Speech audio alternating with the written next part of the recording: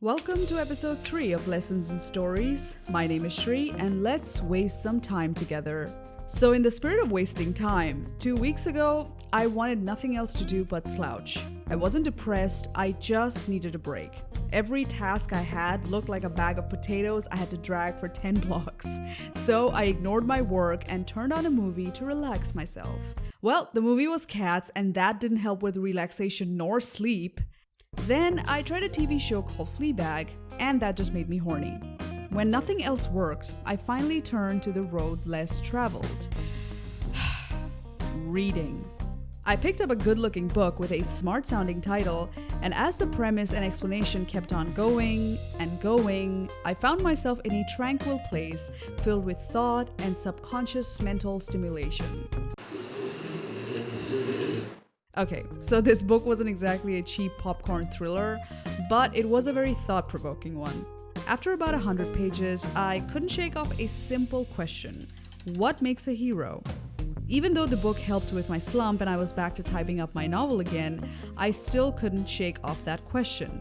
It was a simple one, and I knew that it would bother me while working, so this past weekend, I took a detour and tried answering it. And since I'm on like page 80 of A Hero with 1,000 Faces by Joseph Campbell, I decided to look for it in less literary fields. I decided to pin 2 very popular heroes from 2 very popular movie cult classics. Well, one of them isn't a cult classic yet, but I'm just calling it out beforehand. I have a hunch that it's going to be. So the heroes I'm talking about are Charles Foster Kane from, you guessed it, Citizen Kane, and Joe from Blade Runner 2049. I decided to pick the 2049 version and not the Harrison Ford version because it aligns perfectly with the points I'm going to make in this video. Since we're going to talk about these men as heroes, I decided to highlight first what makes them the main protagonists of these films first. Charles Foster Kane is a wealthy newspaper publisher who came to inherit all his money accidentally at the age of 6 when his mother discovered a gold mine in her property. He was sent away to live with her banker, Mr. Thatcher, in fear that his father might be abusive to him. A 25-year-old adult with complete control of his trust fund, he inherits the New York Inquirer and starts practicing yellow journalism, where he published scandalous articles that started hurting his caretaker and banker, Mr. Thatcher's business interests. He later lost his controlling interest of his paper to Mr. Thatcher after the stock market crash of 1929, and later his run for governor, his wife, and finally his life. Mind you, all these events had been accounted for not by him, but by late Mr. Thatcher himself in his memoirs. In fact, everything we know about Kane in the film are from other people's accounts, none being his own words, except maybe one, Rosebud. Now, let's get to our other protagonist, Joe, 104 years in the future. Joe is actually named K, or serial number KD6-3.7 to be exact, and he's no man at all. He's a slave. Technically, he's a factory product designated as an officer of the law, but these factories provide bioengineered slaves, to be precise, who obey rules and have no liabilities or families if they die in the line of duty. Joe was a Nexus 9 replicant Blade Runner, tasked by the LAPD to kill outdated Nexus 8 replicants before him, which had formed a sort of replicant freedom movement to fight for their individual rights, and newer model replicants like K, or Joe in this instance, were tasked to take them out. Knowing all of this, and knowing that he was taking out his own kind under orders, he did so with no complaints because he's supposed to be a better, more obedient version of the replicants, not the faulty models of the previous release. Even his name, Joe, was given to him by his holographic girlfriend, Joy, a factory product herself that can be remolded and reshaped by whoever purchases her. There are many Joes and many Joys running around. All look similar and perform similar tasks, devoid of power and freedom and free will. So why am I comparing a business tycoon to a factory product? Is there a point of comparison between both of them? Now, this is where it gets tricky. I've hidden something from you guys. Here's the plot twist. One of them is not a hero. Also, this video is not going to compare them both. I'm gonna show you what makes them different and which one actually is the hero of their own story, not just the protagonist. Can you guess which one it is? Don't worry, I'll give you some hints. Kane was and remained till his death an owner of many things. At least, he tried owning a lot of things. He tried owning his newspaper, but lost it during the stock market crash of 1929. He tried owning public opinion by writing about the Spanish-American War and marrying the president's niece. But a scandal involving an affair with singer Susan Alexander ended his run for governor and his respect in the public eye. He later married Susan Alexander, whose talent he tried to own by forcing her into a humiliating opera career that went nowhere, and she ended up leaving him. Everything he ever tried to own, from money, to friends, to love, to power, nothing ever stuck around long enough. And even though his death made the news, it made no emotional impact in the lives of the people he touched. The only person ever interested in his life later on was a reporter named Jerry Thompson, who was only pursuing the meaning of Kane's last words because his job demanded it. Everything we hear about Kane aren't even in his words. They are detailed by 5 people who either didn't like him very much or despised him. The film ends with his things auctioned off like they never held any sentimental value, including his final word being thrown in the fire, Rosebud, his childhood sled. So, in the end, was he really an owner at all? Kane's story bears a lot of similarity to another character, not as popular as Kane, but very popular in classical literature, the character of Gail Wynand, from Ayn Rand's famous work, The Fountainhead. I chose Wynand to compare with Kane because of many parallels with their character origins. Both stories were in circulation around the same time. Both Kane and Wynand practiced a brand of yellow journalism, which is basically publishing outrageous articles without much fact-checking or proof, and both men have been allegedly inspired by publishing magnate William Randolph Hearst. Gail, just like Kane, was a powerful newspaper mogul who tried to sway public opinion for personal gain and who wished to help his friend in need but failed because he was part of the corruption of putting tabloid journalism over truth, and whose thirst for power and wealth ultimately led to his success having little to no meaning by the end. But there is a small distinction that separates Gail Wynand from Charles Kane.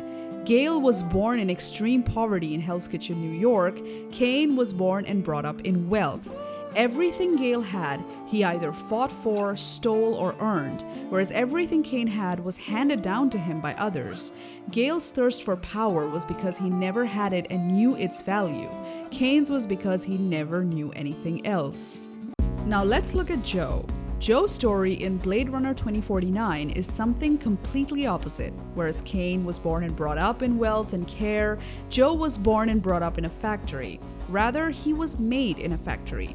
He was given no name or heritage, no parents or friends, not even a real memory of childhood but a fabricated one. Whereas Kane was the symbol of power, Joe was merely a tool to keep power running, a simple cog in a well-oiled machine. Kane was a brand himself, the most famous influencer of his time, if you will.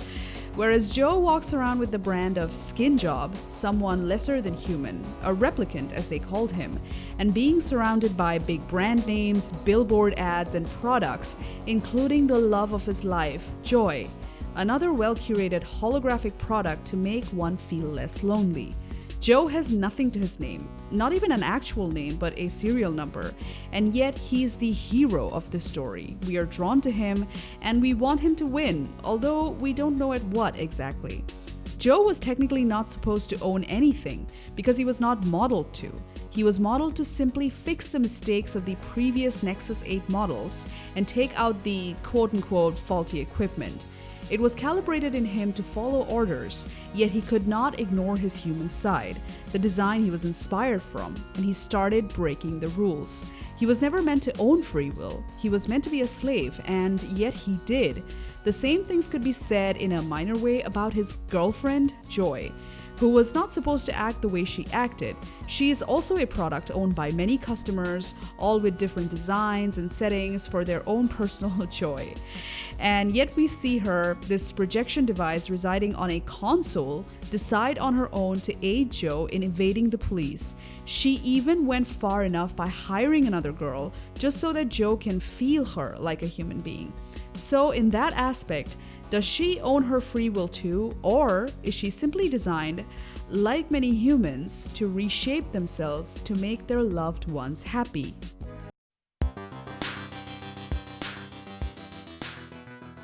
The reason why I chose to mention the Fountainhead in this video is because the phrase second-hander was being thrown around many times in that book. It has a deeper meaning and fits really well to the point of what makes a hero and who lives quote-unquote second-handed. That term simply means that we are all somewhat slaves to what others think of us. We take jobs and choose careers over our passions because someone once told us that it was the right thing to do. But it doesn't apply to career or money alone. Power, just like fame, just like attention seeking or social media follows, is a second-hand trait. It means that in order for us to have one of these things, another person has to be involved always. They are not free from the grip of others, therefore one must always be dependent on other people forever. It is the opposite of freedom, of free will, of doing what you want instead of what you think other people think is right. You will never be free, and in the end, you will forget who you really are and live accordingly in your self-made prison for others. But what if we choose not to?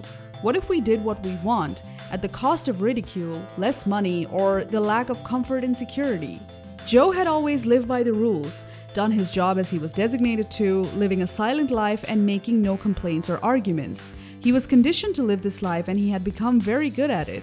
But the moment he realizes that his life is being wasted, that he was being lied to, that he may have what is called a soul, which is our freedom, our free will, he takes a stand for himself. What does he do with his free will? He does the most noble and selfless deed of all, to unite a father with his daughter by risking his own life. By going against the grain, he earned the respect of two people who would owe him their lives and remember him forever, and forwarded a revolution whose members he was designated to kill on sight.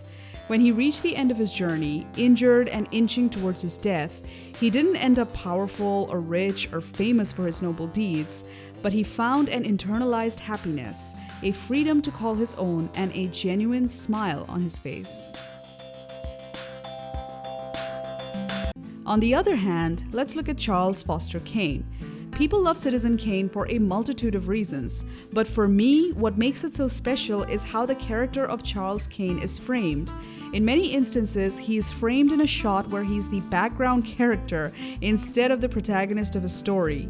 We see that right from the beginning when his mother is discussing Kane's future while he plays in the background with no knowledge of what's happening. Again, we see a similar shot during a party scene where his friends are discussing his actions and his future while he innocently dances in the background. I especially love this scene because it immediately took me back to his childhood, where in a similar shot we saw him through a window while others discussed about him. The whole movie harps on this theme because just like Jerry Thompson never found the true meaning of his dying word rosebud, we never got to experience Kane in real time, only through the perspective of others. Now, whether he was a caring, innocent man or an arrogant, selfish son of a bitch, we'll never be certain. Why am I pointing this out?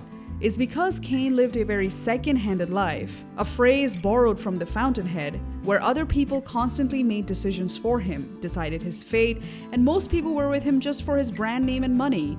His closest friend distanced himself, and his wives were all strangers to him. Either he never understood them, or he tried to control them. He was also constantly under the public eye, so when he aged, he became more and more dependent on public opinion and what they thought of him, his name and his power, to the point that he locked himself in Xanadu till his death to escape it all. Gail Wynand, the character I mentioned before from The Fountainhead, also had similar problems, and the main hero of that book said this to him: "Gail, you were not born to be a second-hander." And yet he ultimately became one because, just like the book says, power is the most second-handed trait of all. When his power and public image dwindles, Kane becomes a stark difference from what he was like in his youth, starting out in the paper business. He was truly passionate about it in the beginning, practically living in the office and doing it not for the money, but for the love of the work, just like Gail Wynand did. But Wynand earned the paper he owned by working as an errand boy, to writer, to associate editor, to owner, but Kane never climbed such a hard ladder. And that's why he couldn't appreciate it for too long. Like all things in his life, he didn't work for it, he inherited it. Both Kane and Joe reached the end of their journeys alone, unknown, and forgotten.